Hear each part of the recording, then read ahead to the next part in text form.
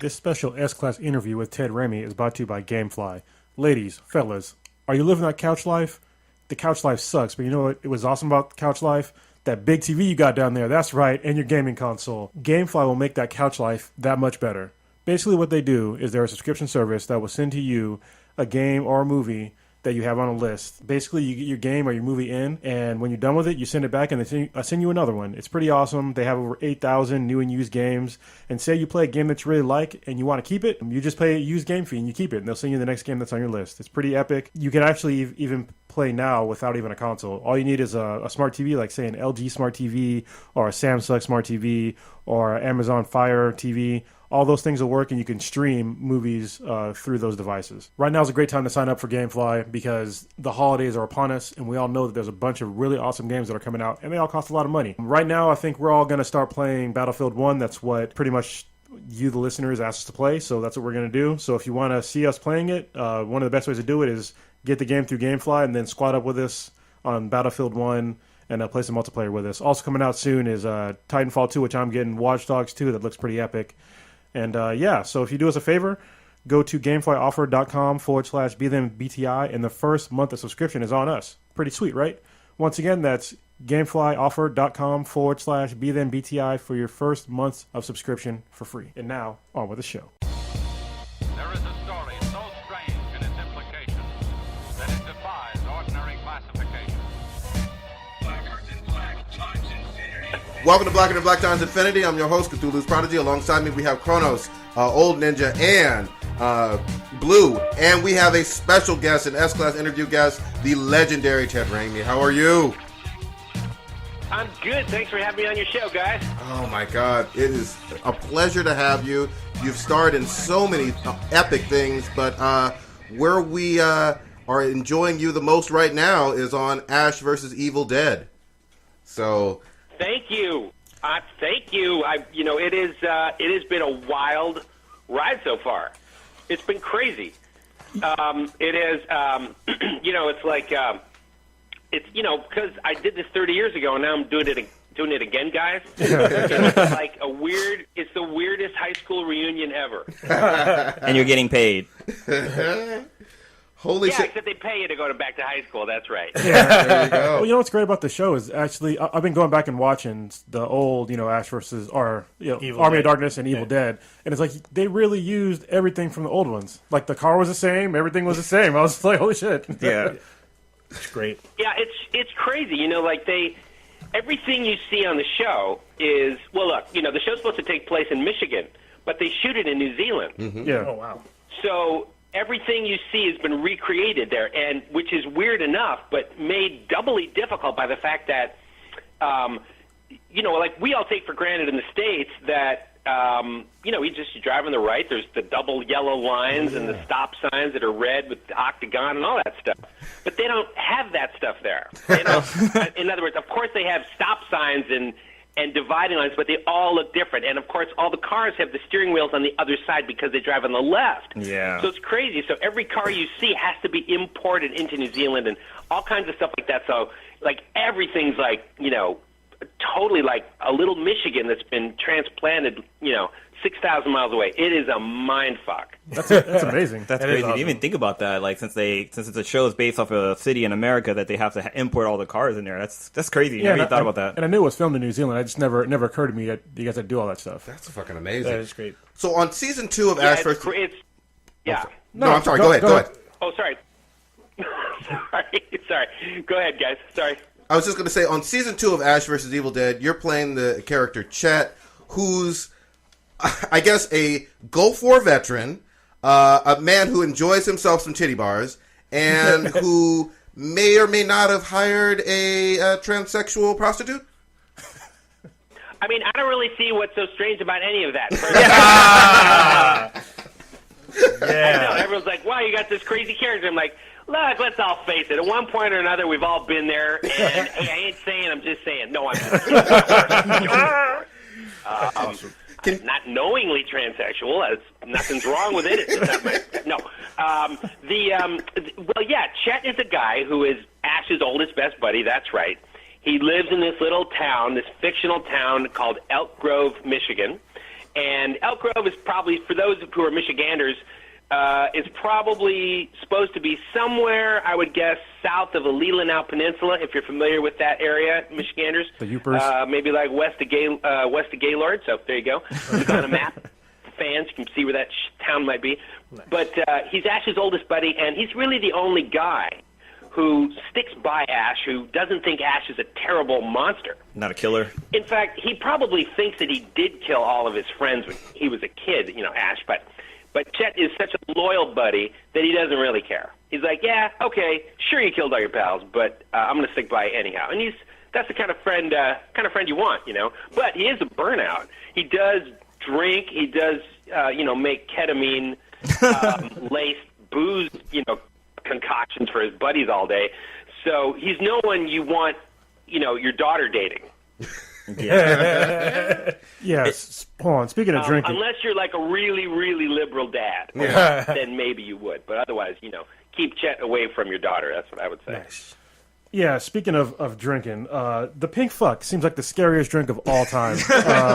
What is the worst drink you ever had in your entire life? Oh, the worst drink I've ever had? You mean like the worst drink that made me sick and made me wish I hadn't had it 3 days later, or yes. at the time the most potent drink? Let's say both. What's the most potent? Most potent drink I'll tell you, the most potent drink I've ever had is one that I make personally. It's believe it or not, it's a kind of an old family recipe. It's a kind of a Christmas punch that I put together. And I say that, with deference to the holiday of Christmas, because it is maybe the most unchristian thing you can do to your body if you're in that mindset. I can't tell you exactly what's in it because it's a little bit of a secret, but I can tell you there's a great deal of champagne, rum, triple sec, brandy, et cetera, et cetera, et cetera. I'm kind of an amateur mixologist, so I do love making drinks. I would say, well, the truth of the matter is the drink that I never recovered from quite, I don't know if I'm allowed to say legally, even on the air, just for fear that the LAPD may pull up to my door. God dang. But I will say that this particular drink that I had several years ago, I felt the effects for about 4 full days and then didn't want to drink ever again. Wow. Say that. Sounds like ayahuasca. But there really is, guys, a pink fuck drink. Did you know that? Actually, I was going to ask you that. Hold on, what you were talking about, was it ayahuasca? Yeah, there really is one. It was popular. It's true. There really is one. There was one. It was in the 70s, and they used to make it. I know it was popular on college campuses because, if you were in pre-med, and you had access to ketamine, and incidentally, ketamine is like this post-surgical drug that's given orally to patients if they can take things orally after surgery because it kills all the pain. You're just numb. It just makes you numb. But med students found that if you just took a little bit of it, it would give you basically this feeling, this euphoric feeling, this slightly psychedelia feeling. And it tasted apparently like shit. It was so bad to eat, apparently worse than, ecstasy or something like that, I guess. Wow. And so what they would do is they'd mix it in with every sugary piece of crap in their bar. They'd mix it with orange juice and lime and grapefruit juice and anything else they could get their hands on just to get that taste out. But yeah, people actually drank that crap back in the 70s, and so we're sort of reviving that idea. And I think that idea came up with by, if I'm not mistaken, my brother Ivan Raimi, who's one of the writers on the show. I think he actually drank quite a bit of that stuff in the day. God dang. Well, quick question: the guys actually flashed the recipe on that episode. Is that the actual recipe, or is that kind of just made up recipe for the pig fuck? No, that's an actual recipe. Look, let me just say this. Let me just make a little disclaimer here for those kids or adults watching this. I do not endorse that you take drugs. I do not suggest that you take drugs. However, if you do, Twitter me and let me know how the experience went. That's all. That's awesome. Yeah, make sure you do so in a controlled environment, I guess. That's awesome. Shit. Get in here, old ninja. I wanna talk to you about some past projects. So I guess there's some discrepancy about your work on one of Prodigy on our show. He loves Xena Warrior Princess. That's Well, I do favorite too. show. Yeah. Everybody loves it. Everybody Yeah, loves the show. but Prodigy talks about it more than anybody else. But so you were involved with the musical aspect with famously Joxer the Mighty. Now, did you write that tune, or did you just perform it? No, I wrote it. I wrote it with the director of that particular episode. His name is Josh Becker, and Josh Becker's a great directorial comedian. He's just great at finding stuff for his actors to do that's funny. And in that particular episode, I was chained, if I remember right, in this prison, chained to the wall in this prison, with the actor Renee O'Connor. She and I were chained up, and there was nothing much to do in this particular moment. So Josh said, I have a great idea. Look, why don't you sing a song? Because everybody hates it when people sing songs to themselves and they can't tell them to shut up, So, which I thought was really funny. So he said, why don't you sing a song about yourself, how great you are, to make it even funnier. And I thought that was really funny. So he came in with the lyrics.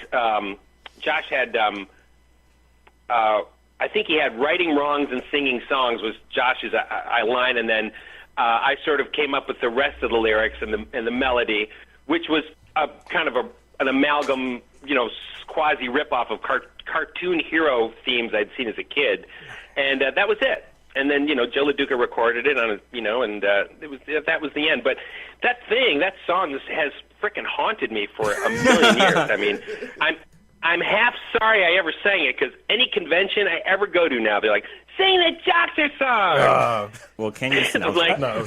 I just can't sing that freaking thing anymore, man. We're I not can't do it. We're I not don't going to know ask you to sing it, but we just wanted to get the origins of it to clarify, because it looks like some people were confused whether you wrote it or just performed it. Well, you did both. No, I wrote that song. That's me. That's awesome. It was me, and Josh Becker. We both wrote it together. But that's got some crazy staying power, And I was lucky to be on that show, and I'm also lucky to be on Ash too. I'm lucky to be on, because this is another show a lot like Xena, and it's not surprising because it's the same producer, Rob Tappert, who's kind of a genius savant at knowing, what people want to see and making that a unique and fun thing. So I think I personally believe in a short amount of time this show could easily be a cult show, like Xena was. But that's a lot to do with Rob Tappert. He's quite a creator. It already is a cult show. Yeah, I was about to and say, it's a phenomenon. Yeah, I was about to say, this already, like, episode 1, I was like, oh, this is cult following already from the jump. I wanted to ask, you have probably put on every hat in Hollywood. You've been actor, producer, director, writer, even part of soundtracks. Which one do you enjoy the most, I guess, which is most rewarding for you? Well, I'll tell you, I like them all, except I don't really like being a PA very much. That was pretty rough. I didn't really like that so much. I being a production assistant, I'll tell you what, it's pretty humbling. But that was really rough, and I do like them all. But in answer to your question, I love acting and I love writing and directing. Those three things are the best. Those are the greatest of all the film jobs I've had. There's a few that aren't even listed, there maybe on IMDb or whatever. I mean, I was also I was an assistant editor as well. Yeah, that's a listed driver. too. Yeah, I was sort of everything, but.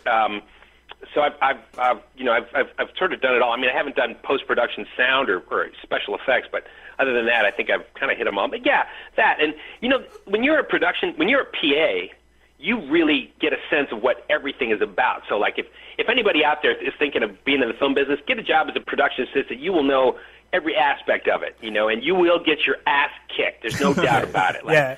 Everybody will. You are the lowest on the totem pole. Your ass will be kicked, but you get to know the set, which is a pretty cool thing. Actually, a very close friend of mine who's actually kind of our impromptu Hollywood contact, he started his Hollywood career as a PA, and I believe he's worked with some of your family members as well.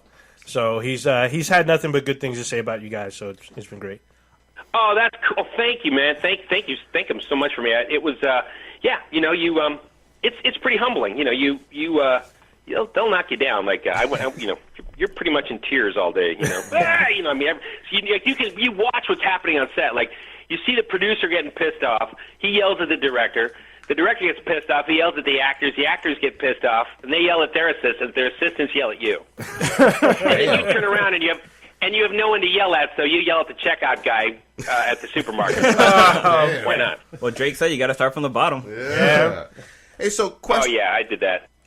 Quick question. So, previously we had Ray Santiago, who plays Pablo, on the show a little bit earlier, and we asked him what was his favorite part of Ash vs. Evil Dead behind the scenes in terms of the funniest moment that they've had with all the actors together. What would you say, Ted, your favorite moment behind the scenes of Ash vs. Evil Dead Season 2 is?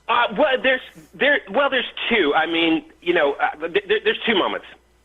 The first is watching Bruce Campbell do voices.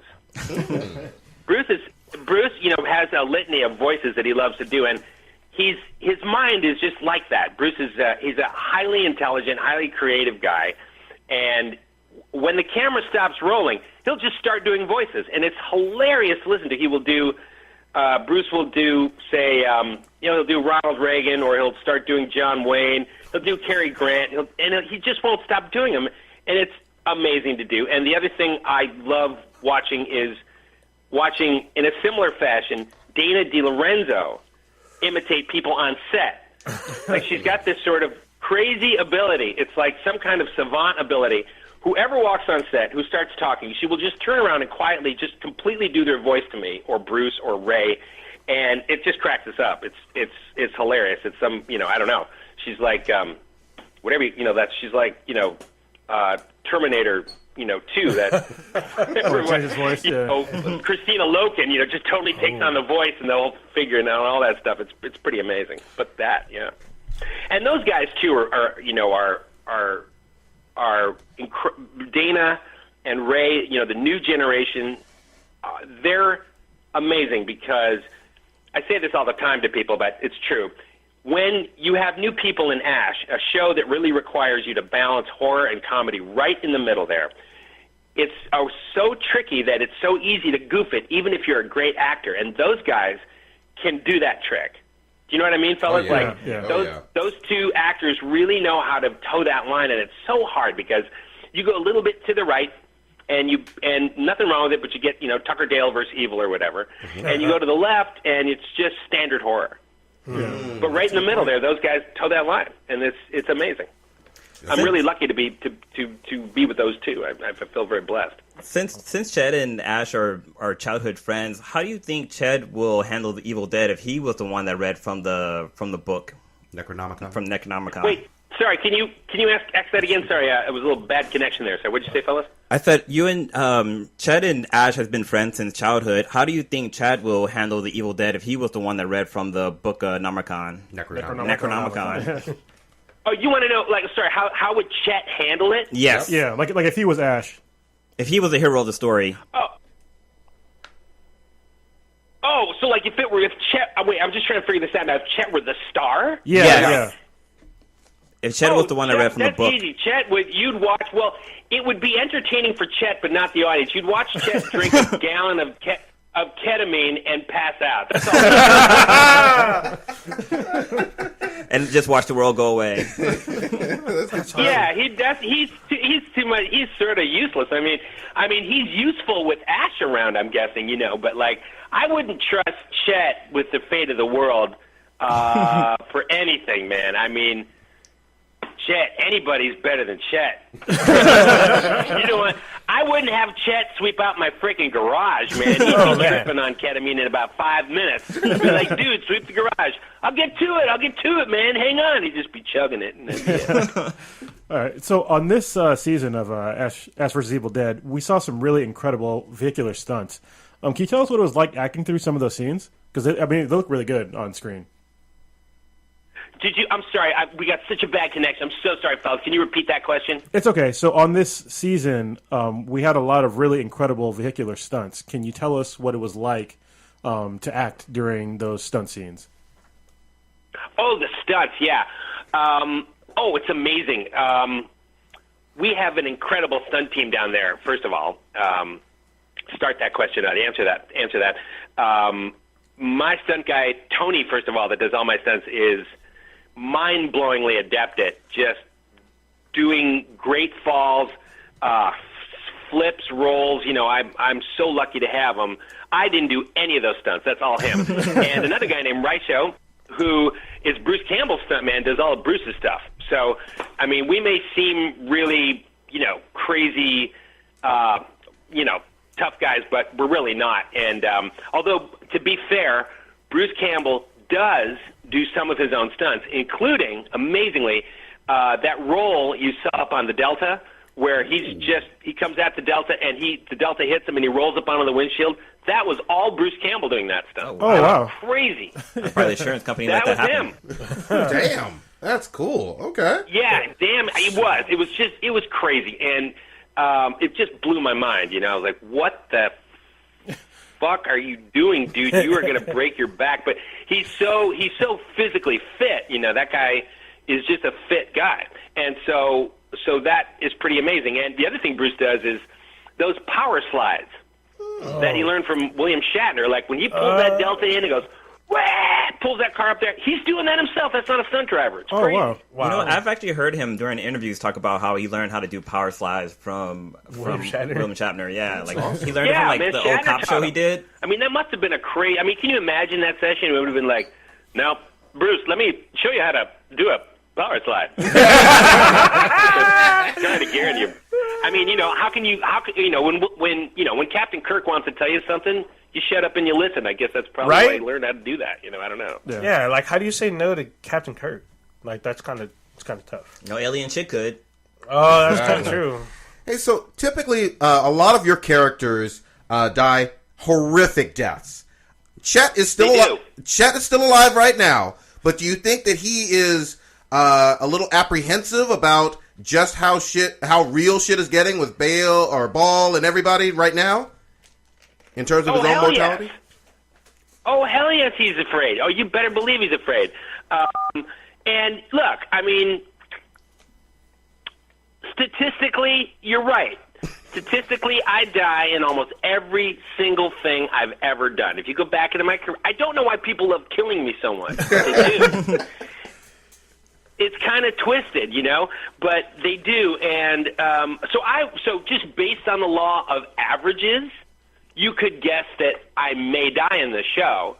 You'll have to watch to find out. I may or I may not. I may live. You don't know. But, yeah, I die a hell of a lot. People take great joy. I have died in everything. And I haven't just died in horror movies, which I've done most of in my career. Like, all my TV shows I've died in, except, like, one. I mean, even the ones I've starred in, I've died in. Like, Xena Warrior Princess, Xena's daughter stabs me to death. And the show I did before that, Sequest DSV, about a submarine in the future. We get hulled by a mine and I drown. I mean, it's some grisly shit. I don't know why that happens to me, but it does. Quick question. The show is known for having some great one-liners. What would be your favorite one-liner from the show, or even from the movies as well? Oh, from this TV show so far, my favorite lines. Your favorite one-liner. Like one line. Oh man, it's either got to be "Till the Wheels Fall Off, Brother." Nice. Yeah. Or I'm probably "Till the Wheels Fall Off, Brother." I just love that line they wrote for me. I dig it immensely because it just embodies what Chet does. He's just a partier. He just loves to party. And the other one I like too is. K-hold. Kelly crashes on the floor. Chet and Ash just both, cry out K-hold, because after you fall down the ketamine trap, yeah. That's you. So that was pretty awesome. That's cool. I think Old Ninja has the last one. Yeah, so this is the last question we got for you here, Ted. So you talked about the roles that you really enjoyed, but you also talk about how you got into acting and your first love was the old school radio shows. Can you tell us and the fans what Deathly Spirits is about? Yes, Deathly Spirits is a show that I've been doing. I paused it for a while so I could do Ash vs. Evil Dead, but I'm going to revive it a little bit. It's essentially a show where I tell a scary story, and then I show the audience stories that I wrote, and then I show the audience how to mix a drink to soothe their nerves. Oh, wow. So it's really like the strangest cooking show ever. It's just this. It really is that, and I did it because when I was a kid, I used to love to listen to some repeats, but some of the last dying gasps of the old horror radio shows. And when I was very young, back in the 70s, the very last one was still on the air. It was called the CBS Radio Mystery Theater. I remember that. And yeah, it was a great one. And E.G. Marshall, the great E.G. Marshall, with the man with the golden voice, would begin every episode, and you'd hear a door creaking, and then he would say in this fantastic voice, "Come in." Nice. That's what you'd hear, and it was so chilling and amazing, and I never forgot that. And listening to those really made me want to do horror pictures, which I've done, since I was 21, and now that I have an opportunity, now thank God for, these last 10 years for YouTube and everything, you can make your own damn shows and put them up. So I decided to do something like that, and it's been very popular, and so I'm going to continue making them. And it's been a blast. And there's a little spin-off show, too, I'm making with an audio podcast only, but that's a video one. So that's Deathly Spirits, and thanks for mentioning it. It's fun for me to do. Of course. I hadn't had a chance to actually check it out because I was having issues, but I just wanted to know, like, when you're reading your stories, do you do a cross of, like, Vincent Price meets, like, Darth Vader type voice? It's a little... It's really that's a good one. It really is it's just like Vincent Price, really, with a little bit of Hitchcock's wry humor. I mean, no one's as great as Hitch was at that, but I do my best to come close to him. But those guys are all inspirations, and it's a shame that there aren't any horror hosts anymore. I love hosting. It's just when I was a kid too, every Saturday, every local town had them. I grew up in Detroit. And there, we had a guy named Sir Graves Ghastly. That was our local horror host. And so every Saturday, there'd be there's a double feature horror movie that he would host. And he was basically this guy, and he had this great laugh. And at the end of every out, before the commercial break, he'd say some one-liner, and he'd go, yeah.